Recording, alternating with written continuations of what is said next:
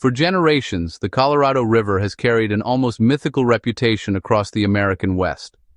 Snow falling high in the Rocky Mountains begins an extraordinary journey through steep canyons, desert valleys, towering sandstone cliffs, and landscapes so dry that life itself seems improbable.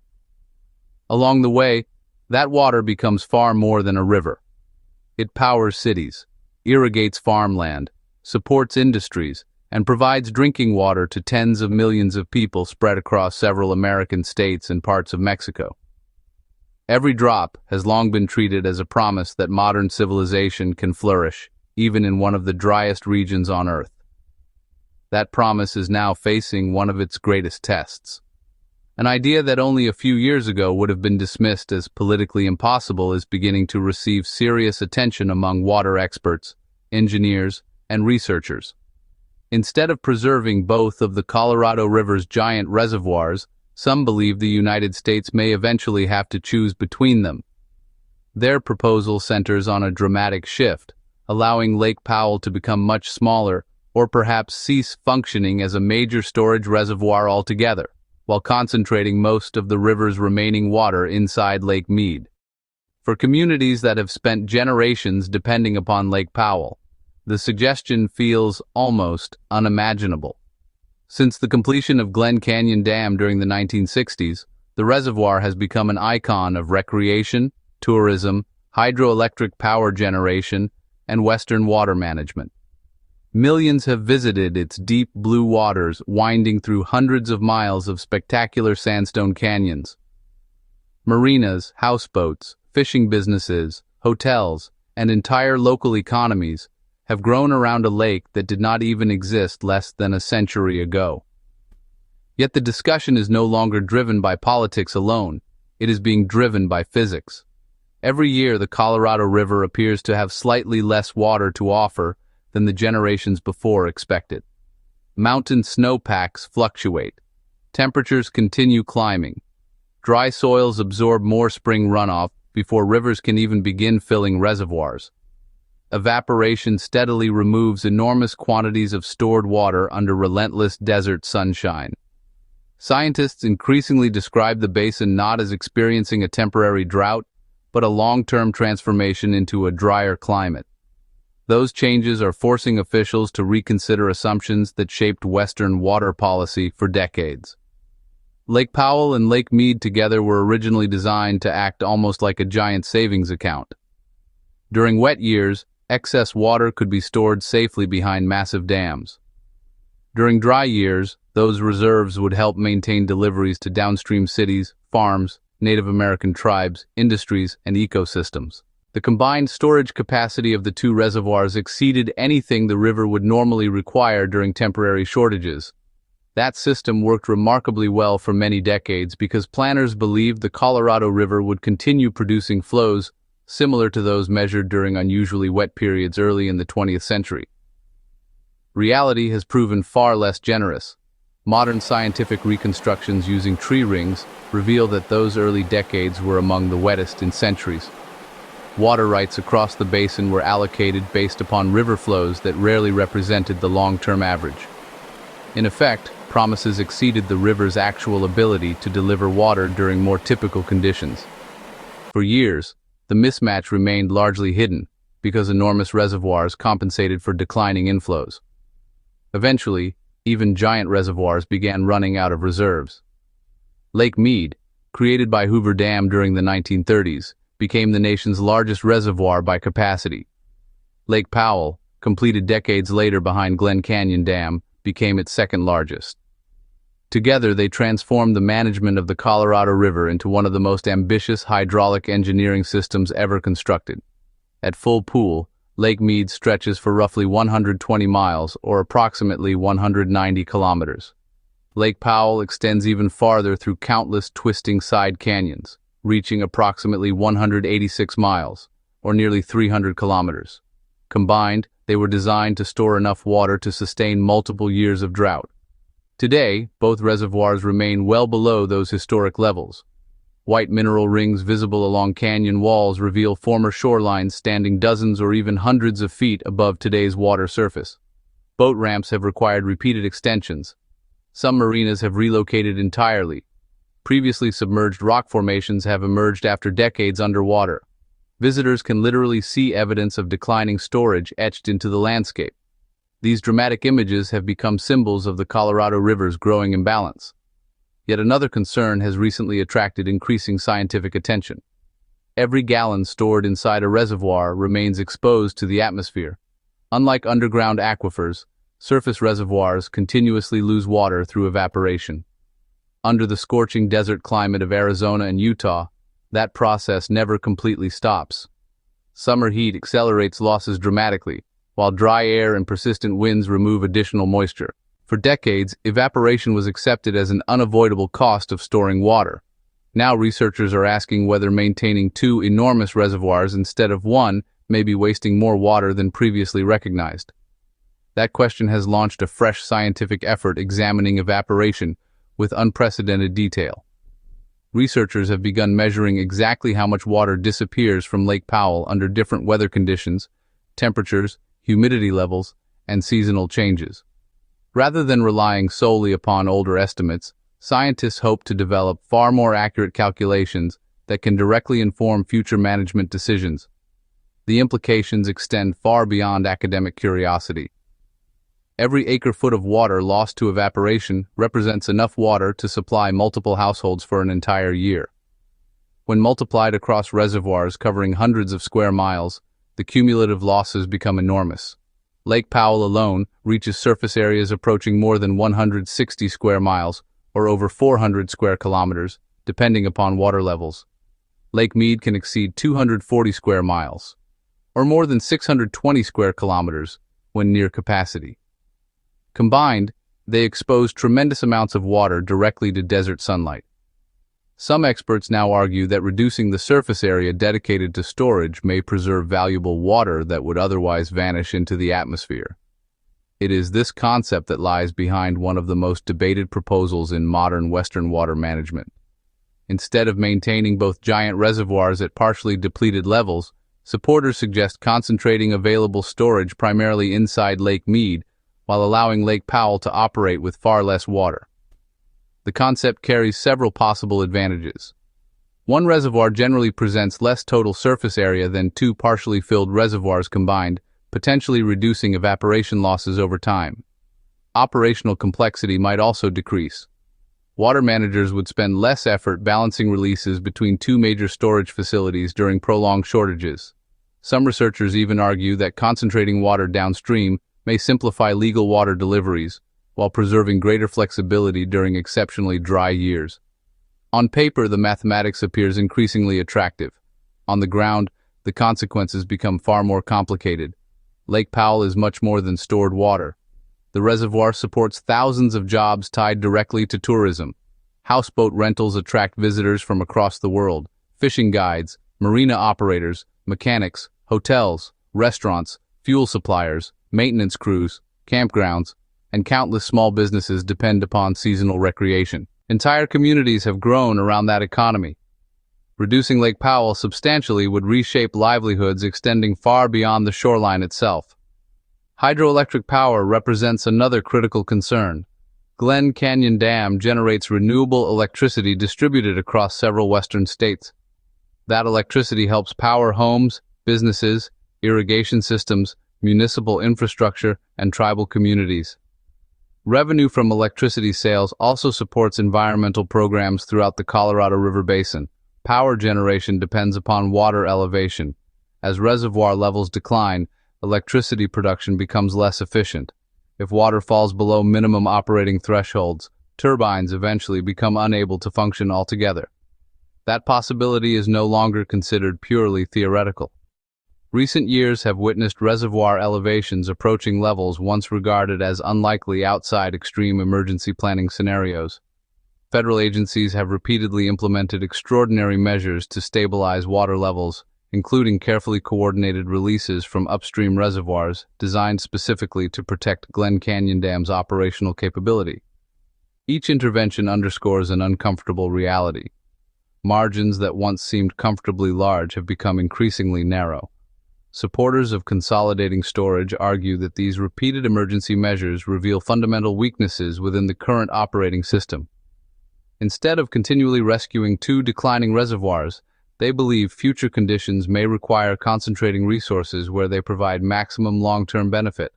Opponents respond that abandoning Lake Powell as a major storage reservoir introduces entirely different risks. One major issue involves the legal framework governing the Colorado River itself. The river is controlled through an extraordinarily complex collection of interstate agreements, federal laws, court decisions, international treaties, and operating guidelines collectively known as the Law of the River. These agreements divide water among 7 basin states while also guaranteeing deliveries to Mexico. Lake Powell occupies a central role within that legal architecture.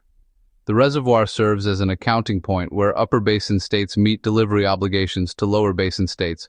Altering its function would likely require extensive negotiations involving multiple states, federal agencies, Native American tribes, water districts, environmental organizations, agricultural interests, and international partners. Consensus would be extraordinarily difficult. Every participant enters those discussions with different priorities. Cities seek reliable drinking water. Farmers require dependable irrigation. Power producers need stable electricity generation. Environmental groups advocate healthier river ecosystems. Tribal nations continue pursuing water rights that have often remained underdeveloped, despite long-standing legal recognition. Recreation industries depend upon reservoir tourism. Each objective competes for a river supplying less water than many previous generations expected. Climate projections add another layer of uncertainty. Multiple studies suggest that warming temperatures alone may continue reducing Colorado River flows during coming decades, even without significant changes in precipitation. Snow increasingly melts earlier in spring. More moisture evaporates from soils before reaching streams. Plants consume additional water during longer growing seasons. Every stage removes water before reservoirs can capture it. Researchers frequently describe the basin as becoming hotter rather than simply drier. That distinction matters enormously. A warmer climate increases water demand while simultaneously reducing available supply. It creates pressure from both directions at once. Even years receiving respectable snowfall may produce disappointing runoff because thirsty landscapes absorb much of the meltwater before rivers can carry it downstream. Scientists sometimes refer to these conditions as aridification rather than drought. Unlike temporary drought, aridification reflects a longer-term shift in regional climate conditions that may persist for generations. If that assessment proves accurate, water managers cannot simply wait for reservoirs to refill naturally. Instead, they must prepare for a future in which historic averages become increasingly unreliable. That is precisely why discussions once considered politically untouchable are now moving into mainstream policy debates. Lake Powell has become far more than a reservoir. It has become the centerpiece of an increasingly urgent question confronting the American West. If the river itself has permanently changed, every assumption built upon its former abundance may also have to change. Likewise, across the Colorado River basin, attention has increasingly shifted from reacting to each new decline in reservoir levels toward asking a far more fundamental question. Instead of focusing solely on emergency conservation measures, researchers are examining whether the entire storage system designed during the 20th century still reflects the realities of the 21st. That discussion has accelerated following recent scientific work examining evaporation losses and renewed proposals suggesting that maintaining 2 giant reservoirs may no longer represent the most efficient way to safeguard the river's remaining water. At the center of that debate lies a remarkably simple principle. Water stored behind a dam remains useful only as long as it stays inside the reservoir. Once it evaporates into the atmosphere, it is effectively removed from the system available for cities, farms, industries, and ecosystems. For decades, those losses were accepted as an unavoidable consequence of storing water in an arid landscape. Today, they are receiving far greater scrutiny because every acre-foot has become increasingly valuable. Scientists involved in the latest evaporation research are attempting to produce the most accurate measurements ever assembled for Lake Powell. Earlier estimates often relied upon broad climatic averages and mathematical models that, while useful, carried considerable uncertainty. Modern technology now allows researchers to monitor wind patterns, solar radiation, humidity, air temperature, and water temperatures with much greater precision. Instruments positioned around the reservoir can record subtle changes throughout the seasons, building a far more detailed understanding of exactly how much water disappears into the dry desert atmosphere. Those findings may influence decisions reaching far beyond academic research. If future measurements confirm that maintaining two partially filled reservoirs results in substantially greater evaporation than concentrating water in a single primary reservoir, policymakers will possess stronger scientific evidence supporting operational changes. That does not automatically mean Lake Powell would be abandoned, but it strengthens arguments that the current approach deserves careful reconsideration. Supporters of consolidation often point to another practical advantage that extends beyond evaporation alone. Operating two massive reservoirs requires balancing releases according to legal obligations, downstream demand, seasonal runoff forecasts, hydroelectric requirements, and flood control objectives. During prolonged shortages, that balancing act becomes increasingly delicate. Every release from Lake Powell influences Lake Mead, while conditions at Lake Mead affect future decisions upstream. Managing both reservoirs simultaneously has become a highly complex exercise involving constant adjustments as weather forecasts and runoff projections evolve throughout the year. A system centered primarily on Lake Mead, advocates argue, may reduce some of that operational complexity. Yet simplicity in engineering rarely translates into simplicity in politics. Lake Powell occupies a unique place in the history and identity of the American West. Before Glen Canyon Dam closed its diversion tunnels during the early 1960s, the Colorado River carved through Glen Canyon as a free-flowing waterway bordered by sandstone walls, hidden side canyons, natural springs, archaeological sites, and ecosystems unlike anywhere else in the region. When the reservoir gradually filled, much of that landscape disappeared beneath hundreds of feet of water.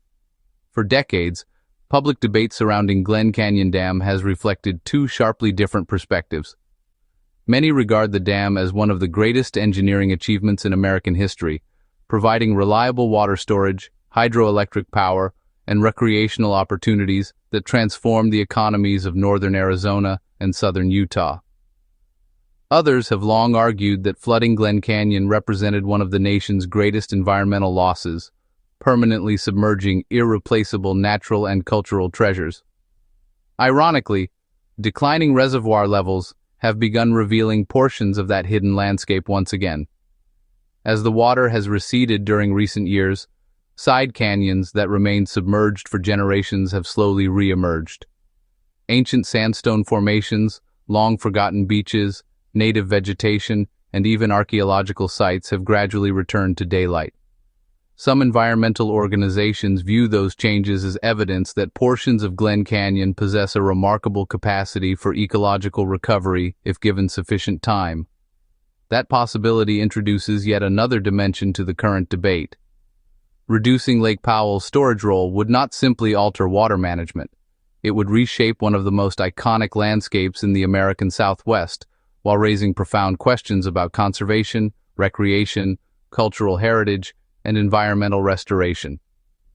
At the same time, communities surrounding Lake Powell face immediate economic realities rather than distant ecological possibilities. Tourism associated with boating, fishing, camping, and houseboat vacations contributes hundreds of millions of dollars to regional economies. Businesses have invested heavily in marinas, hotels, restaurants, repair facilities, and visitor services that depend upon stable reservoir levels. Significant reductions in water storage could require costly infrastructure modifications while affecting employment throughout the surrounding region. For many residents, the proposal represents more than an engineering discussion. It concerns the future of their livelihoods. Federal officials therefore find themselves navigating one of the most difficult balancing acts in modern water policy. every potential solution appears to create new challenges even as it resolves existing ones. Meanwhile, conditions across the Colorado River basin continue evolving. The river now supplies drinking water to approximately 40 million people, while supporting millions of acres of agricultural land stretching across 7 American states and into Mexico. Cities including Las Vegas, Phoenix, Los Angeles, San Diego, Denver, Salt Lake City, Albuquerque, and numerous smaller communities all depend, directly or indirectly, upon water originating high in the Rocky Mountains. Demand has continued growing even as average river flows have generally declined over recent decades. That imbalance has prompted unprecedented conservation efforts throughout the basin. Municipalities have expanded water recycling programs, removed ornamental lawns, improved irrigation efficiency, repaired aging infrastructure, and encouraged lower household consumption. Farmers have adopted more efficient irrigation technologies, while water agencies have negotiated temporary reductions in use during especially dry years. Those efforts have slowed the pace of decline. They have not eliminated the underlying challenge. Scientists increasingly emphasize that no single proposal, including reservoir consolidation, represents a complete solution.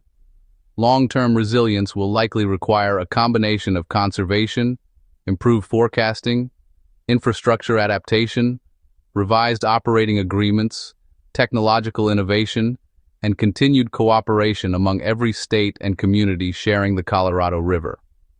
That cooperation has never been easy. Yet history demonstrates that periods of crisis have repeatedly driven new agreements once considered politically impossible. Today, another such moment appears to be unfolding. The debate surrounding Lake Powell is no longer merely about one reservoir or one dam. It reflects a much larger recognition that the American West is entering an era unlike the one its water system was originally designed to serve. Decisions made during the coming years may determine not only the future of Lake Powell and Lake Mead, but also the security of one of North America's most important river systems for generations still to come.